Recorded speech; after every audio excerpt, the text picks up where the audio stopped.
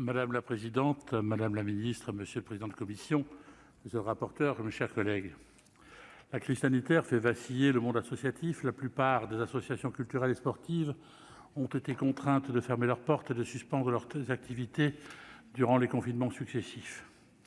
Des milliers d'entre elles risquent une cessation d'activité, car leur fonctionnement repose souvent sur l'obtention de subventions, de cotisations, sur le bénévolat et l'organisation de manifestations. Tout leur modèle économique est mis à mal.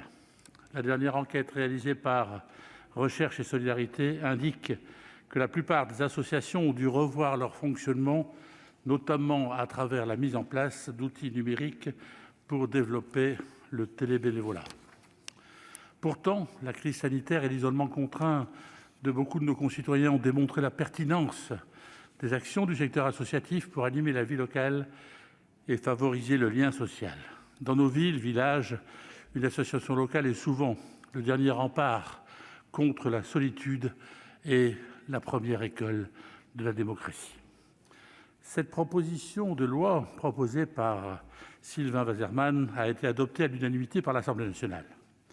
Je souhaite remercier l'auteur de cette initiative dans laquelle je retrouve l'esprit de certaines propositions du rapport que m'avait commandé Jean-Pierre Raffarin des associations en général vers une éthique sociétale et publié en mai 2005.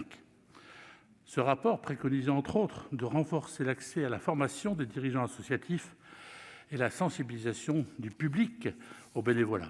Plus de 15 ans après sa publication et l'extension du chèque emploi associatif, nous restons dans l'expectative d'une réforme globale du secteur associatif afin de favoriser son développement au service de l'intérêt de la société.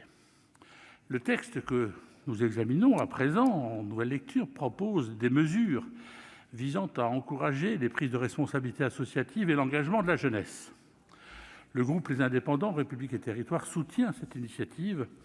Le réseau français associatif compte près de 13 millions de bénévoles et 1 800 000 salariés dont l'action est organisée par les dirigeants d'associations. Ces derniers manquent trop souvent d'accompagnement technique et de connaissances en matière de gestion comptable et administrative. L'article 1 de la proposition de loi propose d'étendre l'exception de négligence applicable aux dirigeants d'entreprise en cas de faute de gestion conduisant à une insuffisance d'actifs aux dirigeants d'associations. Ce dispositif permettra de rendre plus attractif l'exercice de responsabilités à titre bénévole. J'ai soutenu les propositions de Michel Savin, proposant de valoriser l'engagement associatif des salariés à travers la compensation d'une journée de bénévolat par an et par employeur, ainsi que le dispositif de crédit d'impôt pour responsabilité associative. Je regrette que ces dispositions ne soient plus présentes dans le texte que nous examinons, bien que je comprenne les motifs de ce retrait. L'article 2 porte sur la sensibilisation des jeunes au bénévolat du CM2 au lycée.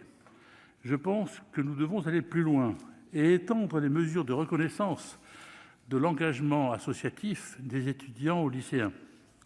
Enfin, l'article 3 ouvre à bon escient l'accès au service civique des ressortissants algériens résidant en France. Cette proposition de loi aux contours modestes apportera de nouvelles garanties pour favoriser le renouvellement des dirigeants bénévoles et l'engagement de la jeunesse. Pour aller plus loin, il nous faudrait améliorer la lisibilité fiscale des dispositions applicables aux associations, car leur complexité est souvent un obstacle à leur appropriation. Un sourire coûte moins cher que l'électricité, mais donne autant de lumière, disait l'abbé Pierre. Le monde associatif est ce sourire adressé à la société, loin de toute considération marchande, devrais-je même dire mercantile, un lieu particulier dans lequel s'exerce la première de nos libertés, celle d'agir pour aider son prochain et s'inscrire dans une aventure humaine. À l'heure de la montée des tensions communautaires, l'engagement est un art de vivre. Cette arche d'alliance décrite par Albert Camus, dont la tâche consiste à éviter que le monde ne se défasse. Merci, cher collègue. La parole est maintenant